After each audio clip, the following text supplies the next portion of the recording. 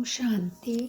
आज है 14/1/2023 प्रातः मुरली। ओम शांति। महावाक्य है, मीठे बच्चे, अब तुम्हारी काया बिल्कुल पुरानी हो गई है। बाप आए हैं तुम्हारी काया कल्प वृक्ष समान बनाने। तुम आधा कल्प के लिए अमर बनते हो। प्रश्न, इस वंडरफुल नाटक में कौन सी बात बहुत ही समझने की है? उत्तर है, इस नाटक में जो भी एक्टर्स पाठधारी है उनका चित्र केवल एक ही बार देख सकते हैं। फिर वही चित्र 5000 वर्ष के बाद ही देखेंगे। 84 जन्मों के 84 चित्र बनेंगे और सभी भिन्न भिन्न होंगे। कर्म भी किसके साथ मिल नहीं सकते। जिसने जो कर्म किया वो फिर 5000 वर्ष बाद वही कर्म करेंगे। यही बहुत ही समझने की बातें हैं। तुम बच्चों की बुद्धि का ताला अभी खुला है। तुम यह राज सबको समझा सकते हो। गीत चला है, भोलेनाथ से निराला, गौरीनाथ से निराला और कोई नहीं, शिव बाबा मेरा। ओम शांति। भोलेनाथ सदैव शिव बाबा को कहा जाता है, शंकर को नहीं। वह तो विनाश करता है, शिव बाबा स्थापना करते हैं। यह तो ज़रूर स्थापना स्वर्ग की और विनाश नरक का। तो ज्ञान सागर भोलेनाथ शिव को ही कहेंगे। तुम बच्चे तो अनुभवी हो। कल्प पहले भी शिव बाबा आया था, अब भी आया है। उनको ज़रूर आना है क्योंकि नई मनुष्य सृष्टि को रचना है। इस ड्रामा के आदि मध्य अंत का राज बताना है, इसलिए बाबा ज़रूर आते हैं। सूक्ष्म वतन में तो नहीं बताएंगे। सूक्ष्म वतन की भाषा अलग है। वहाँ तो लाइट की बॉडी है, सूक्ष्म है सब। मूल वतन में तो भाषा है ही नहीं, वो तो शांति में है सब आत्मा। यहाँ ही सृष्टि रंगमंच पर टॉकी है, माना बोल सकते हैं। शिव बाबा ही बिगड़ी को बनाने वाला। जब सृष्टि तमोप्रधान हो जाती है तो सबको सद्गति देने वाला भगवान को कहते हैं कि मुझे आना ही पड़ता है। सद्गति दाता हूँ ना। यादगार भी यहाँ ही है। इस नाटक में जो मनुष्य के चित्र वो है वो एक बार ही देख सकते हैं। ऐसे नहीं कि लक्ष्मी नारायण के चेहरे सतयुग के सिवाय कभी भी कहाँ भी देख सकते हैं, नहीं। केवल लक्ष्मी नारायण का वो चेहरा सतयुग में ही होगा। वो पुनर्जन्म लेंगे फिर तो उनका नाम रूप भी भिन्न भिन्न हो जाएगा। वही लक्ष्मी नारायण का रूप एक बार देखा फिर 5000 वर्ष के बाद ही देखेंगे। जैसे गांधी का हूबहू चित्र फिर 5000 वर्ष के बाद ही देखेंगे, वैसा ही चेहरा अतः मनुष्य है। जो भी मनुष्य के चित्र तुम अभी देखते हो 5000 वर्ष के बाद ही फिर ऐसा चेहरा देखेंगे। हर जन्म में चेहरे का रंग रूप भी बदलता है।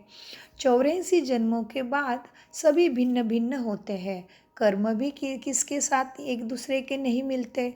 जिसने जो कर्म किया वही फिर करेगा। ये बहुत समझने की गहरी बात है। बाबा का भी चित्र है।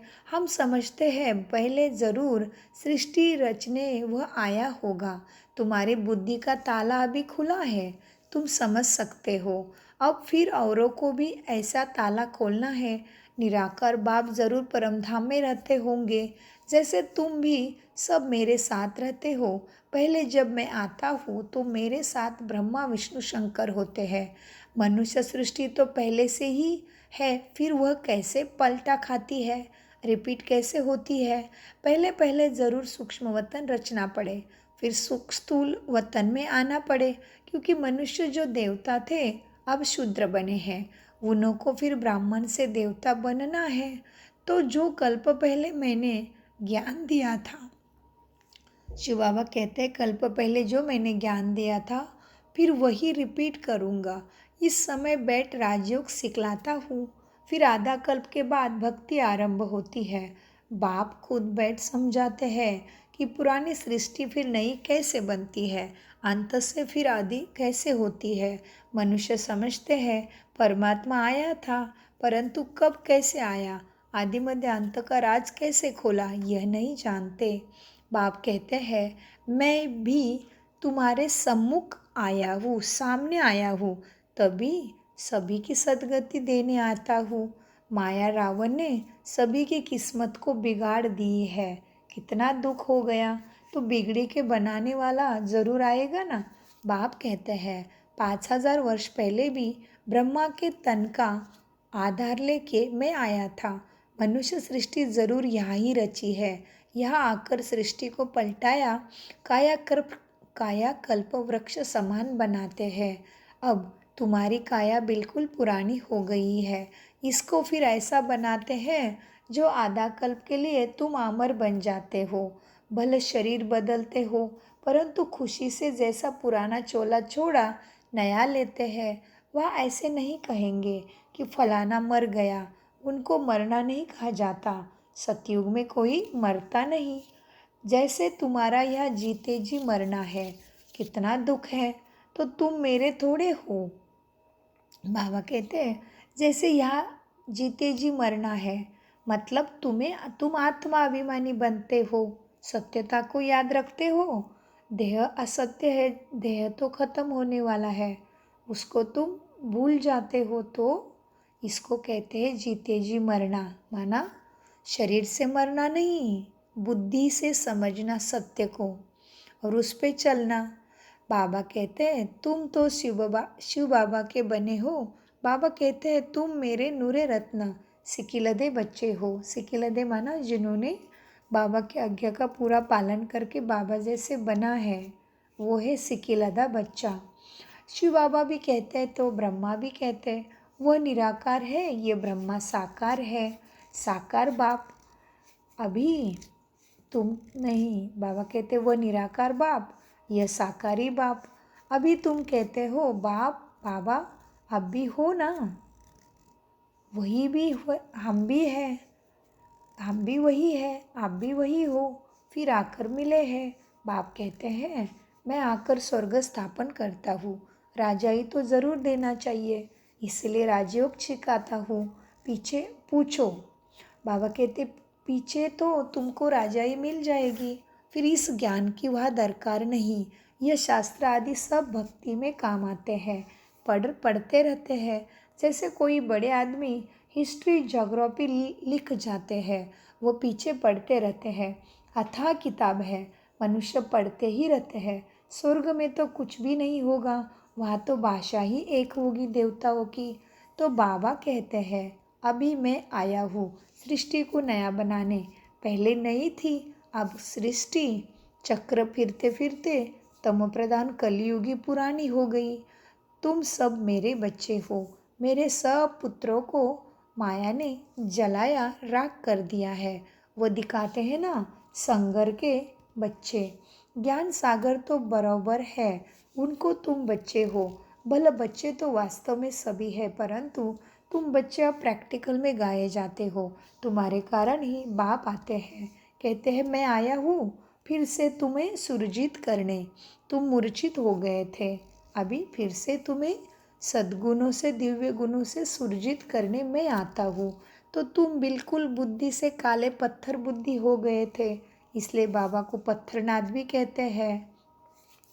जो बिल्कुल काले तमोप्रधान विकारी बहुत ही पापी पत्थर बुद्धि तुम हो गए हैं, उनको फिर से आकर मैं पारस बुद्धि बनाता हूँ, तुम जानते हो।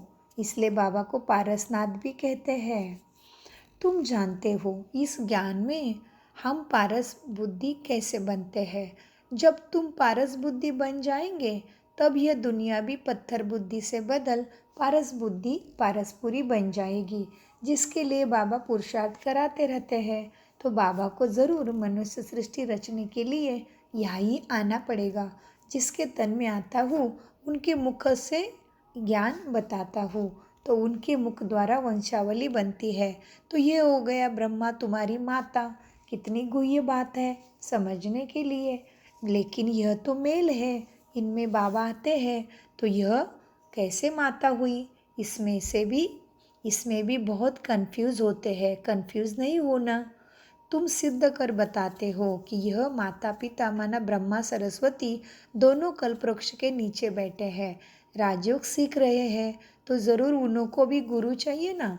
ब्रह्मा सरस्वती और बच्चे सभी को राजऋषि कहते हैं। राजाई के लिए तुम योग लगाते हैं, बाप आकर राजयोग और ज्ञान सिखाते हैं, तो ज़रूर कोई भी सीखना तुम्हें ये योग राजयोग कोई सिखा ना सके। ना कोई को राजयोग है, वह तो सिर्फ कहेंगे योग सीखो। हठ योग तो अनेक प्रकार के होते हैं जो शरीर को ऐसे ऐसे हट कराते हैं। खड़े रहना, ऐसे सोना, वैसे सोना, ऊपर देखो नीचे देखो, सांस ऐसे ले लो, ये तो शरीर का योग है। वो तो हठ योग है। हठ योग तो कोई भी करा सकता, उससे सद्गति नहीं होती। केवल थोड़ा देर के लिए शरीर फिट रहेगा, लेकिन शरीर तो खत्म होना है। तो आत्मा को राजयोग बाबा ही कराते हैं। राजयोग कोई भी सिखा ना सके, भगवान आकर सिखाते हैं। कल्प कल्प फिर हमें आना है। जब मनुष्य सृष्टि नहीं होती है तो प्रलय नहीं होता, दुख भी नहीं होता। बाबा कहते जहाँ दुख नहीं वहाँ मैं किससे आऊँ?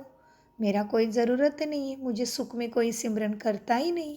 बाबा कहते निराकार क्या करेंगे? वहाँ पे आके बाप समझाते हैं सृष्टि तो पहले से है ही, भक्ति भी है, भगवान को बुलाते हैं। इससे सिद्ध है कि भक्त है। भगवान को आना ही तब है जब भक्त बहुत दुखी है। भक्त माना हम भगवान के ही बच्चे हैं, उससे कभी अलग हो ही नहीं सकते, लेकिन हम जन्म मरण का खेल खेलते खेलते भगवान को और गुणों को भूल जाते हैं, तो भक्त है। तो बाबा कहते जब तुम भगवान को आना ही पड़ता है, क्योंकि भक्त सारे बहुत दुखी है। कलयुग का अंत है, रावण राज्य खत्म तो होना ही है। जब आदि होता है अंत तो है, अंत है तो फिर आदि शुरुआत भी है। जब भी मुझे आना तब भी मुझे आना पड़ता है।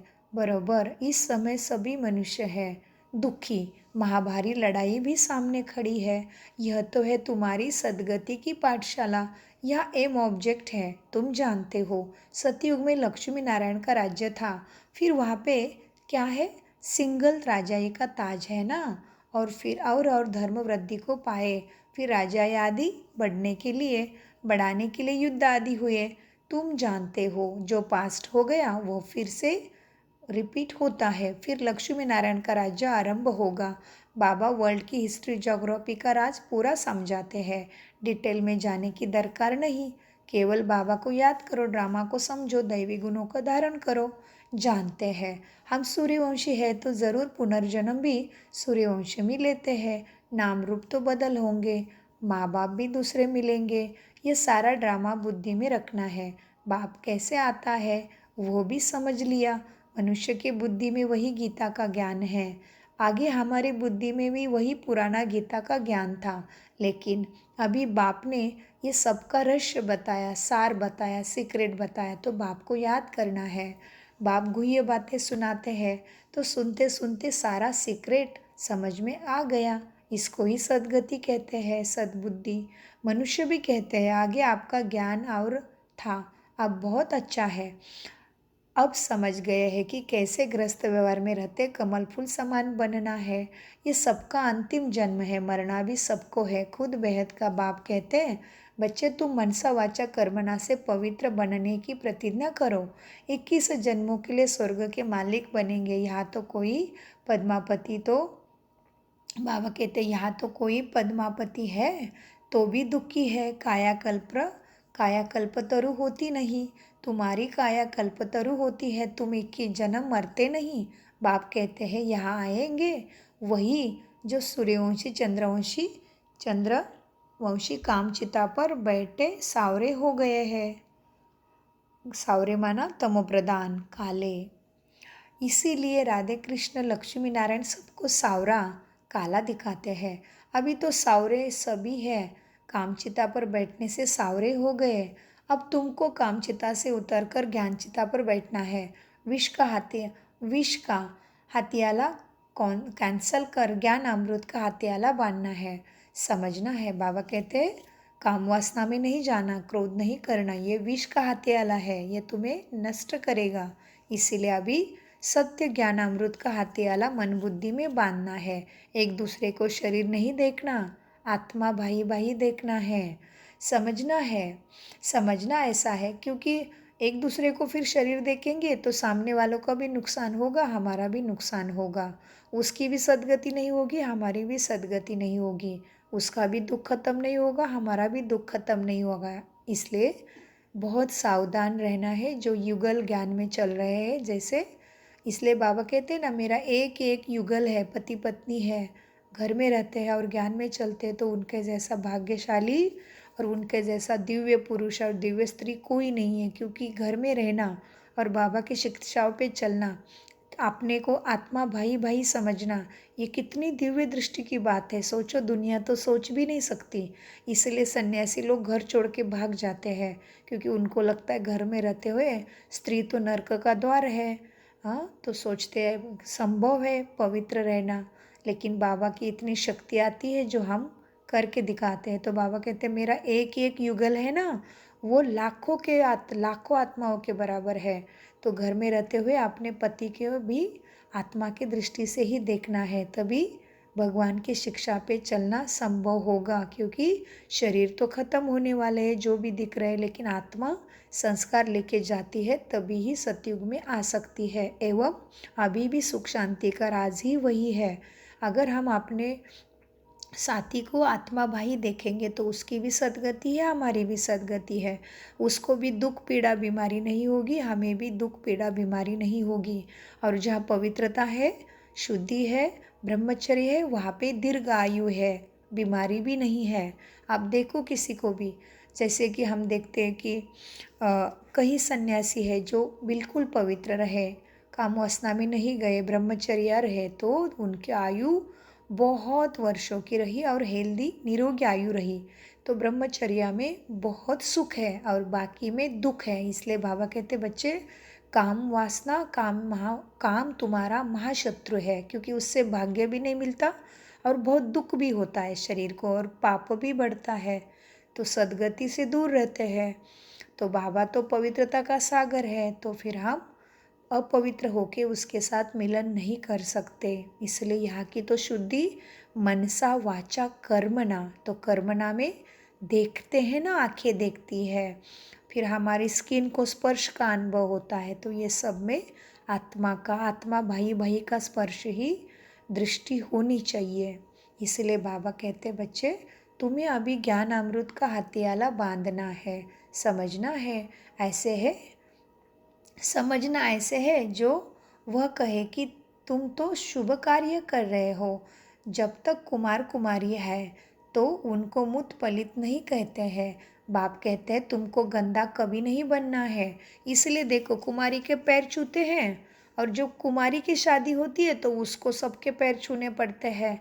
तो इसका भी राज देखो कितना है महान, क्योंकि वो अभी अपवित्र बनने वाली है, तो शादी होते ही सबके पैर ढोकने पड़ते हैं, और कुमारी के तो सब पैर ढोकते हैं। तो सोचो कितना लौकिक दुनिया में भी कितने सारे निशानी हैं जो अपवित्र बनना ठीक नहीं है। तो इसीलिए बाबा कहते बच्चे, बाप कहते हैं तुमको गंदा कभी नहीं बनना है। आगे चलकर ढेर बाबा के पास आएंगे, कहेंगे यह तो ज्ञान बहुत अच्छा है, ज्ञान चिता पर बैठने से तो हम स्वर्ग के मालिक बनेंगे। अक्सर ब्राह्मणों की सगाई कराते, ब्राह्मण ही सगाई कराते, माना तुम ब्राह्मण ही सबको परमपिता से मिलाएंगे। राजाओं के पास भी ब्राह्मण ही रहते हैं, उन्हों को राजगुरु कहते हैं। आजकल तो सन्यासी भी हाथियाला बांधते हैं ना।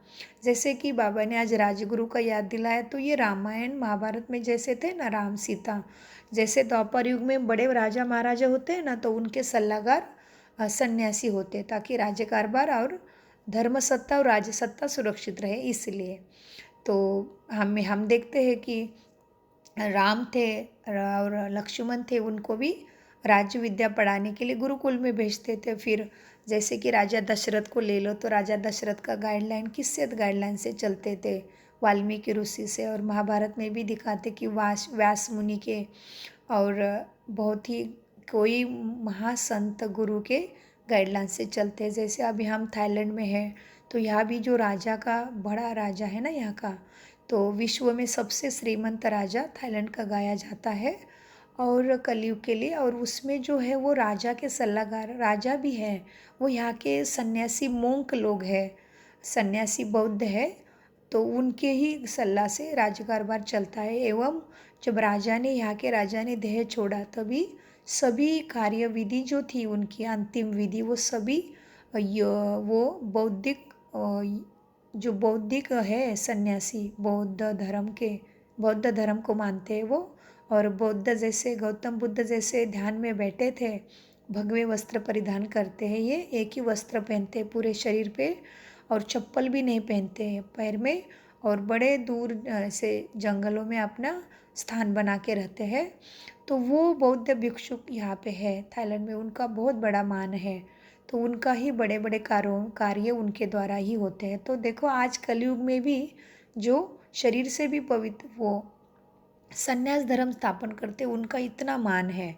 और हम तो भगवान के साथ कनेक्टेड है, भगवान ने चुना है, तो हम कितने ऊंचे हैं देखो। तो ऐसे ऊंचे मनुष्य कैसे ऐसे ऐसे विकारों वाले कार्य कर सकते, कदापि नहीं ना। तो इसको समझना है, इसलिए बाबा कहते हैं बच्चे देखो, राजाओं के पास भी ब्राह्मण रहते हैं, उन्हों को राजगुरु कहते हैं। आजकल तो सन्यासी भी हथियाला बांधते हैं पवित्रता का।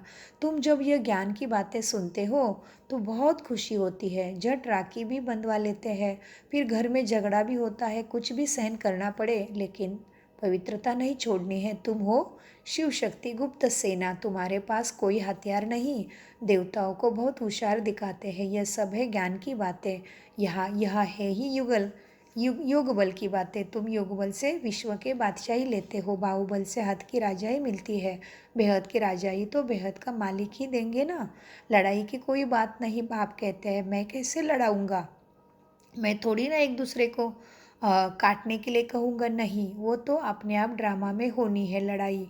मैं तो तुम्हें विकारों से छुड़ाता हूँ, तुम्हारा तो गुप्त युद्ध है, अपने अंदर के विकारों को नष्ट करना है, दैवी गुणों को भरना है। यह तो अहिंसा है, ये यहाँ पे हिंसा की बात नहीं है, यहाँ पे तो अपने अंदर के रावण को मारना है। ये कितनी गुप्त बात है, क्योंकि तुम आत्मा नहीं दिखती और बाबा भी नहीं दिखता, लेकिन वाइब्रेशंस फैलते हैं, भाग्य तो बनता है। इसलिए ये बहुत गुह्य और सूक्ष्म बातें हैं। बाबा कहते हैं बच्चे मैं नहीं लड़ाता हूँ, मैं तो रहम दिल हूँ, प्यार का सागर हूँ, मैं कैसे ऐसे काम कराऊँ, मैं तो लड़ाई झगड़ा मिटाने के लिए आया हूँ। फिर भी इनका नाम निशान भी नहीं रहता बाबा को, बाबा का नाम निशान ही मिटा देते हो तुम, कलयुग के अंत तक मुझे सब भूल जाते हैं, और मैं तो तुम्हें सारा सुख देता हूँ। लड़ाई में मैं आने से ही तो लड़ाई ख़त्म होनी है, झगड़े मिटने हैं, दुख नष्ट होना है, मुझे ही सुखकर्ता कहते हैं। तब तो परमात्मा को सब याद करते हैं, कहते हैं मेरी लाज रखो प्रभु, फिर भी एक में नीचे नहीं है तो और को भी भक्ति करते हैं, गुरु भी करते हैं, और जल तत्व वृक्षों को भी पूजते हैं, तत्वों को भी पूजा करते हैं, और कहते हैं दया करो प्रभु।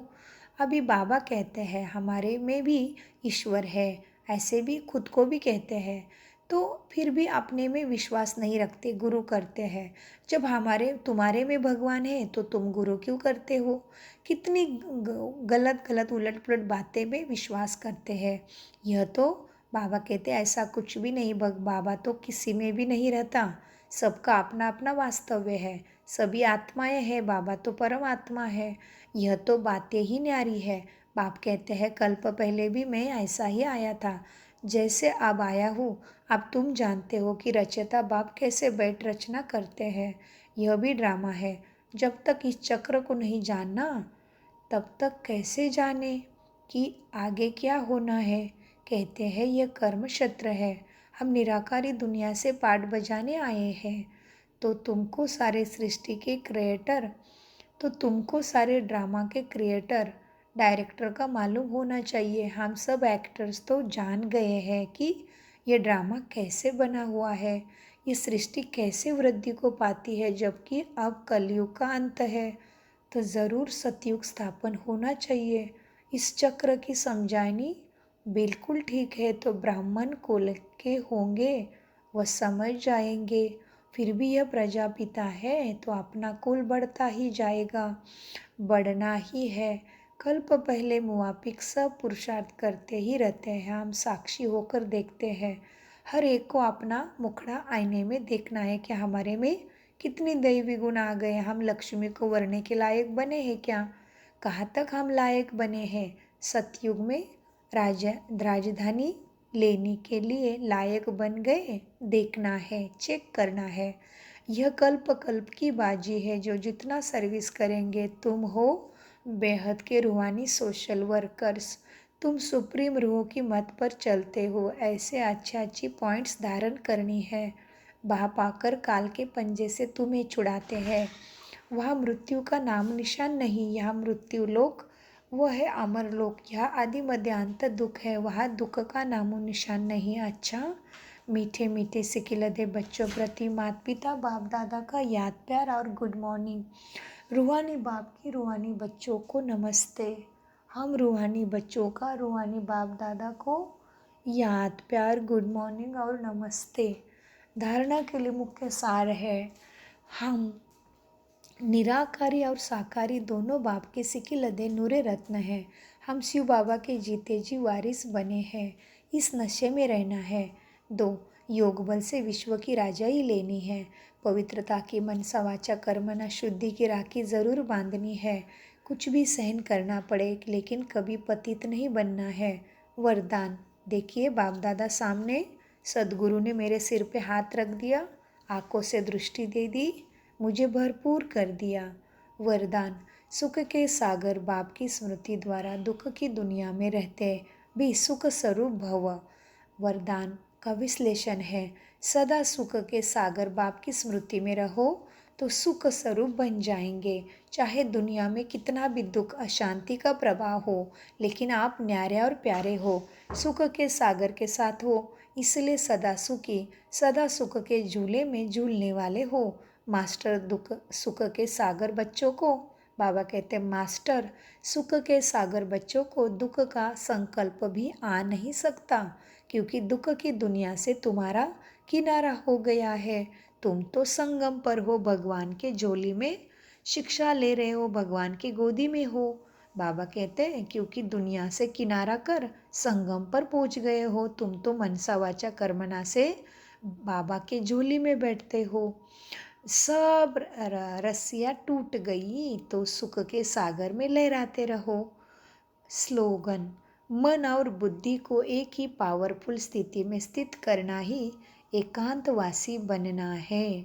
मन और बुद्धि को एक की याद में या बाबा के श्रीमत में या वरदानों में या स्लोगन में पावरफुल स्थिति में स्थित करना ही एकांतवासी बनना है। तो पावरफुल स्थिति माना कोई भी कर्म करते टाइम सोचो मैं बाबा का लाडला मास्टर सर्वशक्ति वान आत्मा हूँ, मास्टर सर्वशक्तिमान हूँ, या मैं मास्टर ज्ञान सूर्य हूँ, मैं मास्टर सुखदाता हूँ, मैं मास्टर ज्ञानदाता हूँ, मैं मास्टर प्रेम का सागर हूँ, मैं पवित्रता का सागर हूँ, मैं बाप समान श्रेष्ठ आत्मा हूँ, मैं देवी कुल की महान आत्मा हूँ, मैं देवता आत्मा हूँ, मैं स्वदर्शन चक्रधारी विष्णु कुलभूषण ईश्वरीय कुलभूषण ब्राह्मण आत्मा हूँ, मैं ब्रह्मा बाबा का शिव बाबा का लाडला नंबर 1 फरिश्ता बच्चा हूँ, मैं बाबा का नंबर 1 आज्ञाकारी नंबर 1 बादशाह राजा महाराजा आत्मा हूँ,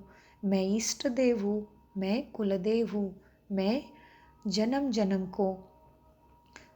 जन्म के पापों को भस्म कर श्रेष्ठ बनी हुई देवी आत्मा हूँ, मैं बाप का प्रभु का मददगार बाबा का सच्चा बच्चा हूँ। ऐसे अनेक सोमान है जिसमें हम स्थित हो सकते हैं। इसलिए बाबा ने कहा मन और बुद्धि को एक ही पावरफुल स्थिति में स्थित करना ही एकांतवासी बनना है। ओम शांति। मीठे प्यारे बाप दादा का अनगिनत पदम गुना शुक्रिया मीठे बाबा, धन्यवाद, नमस्ते।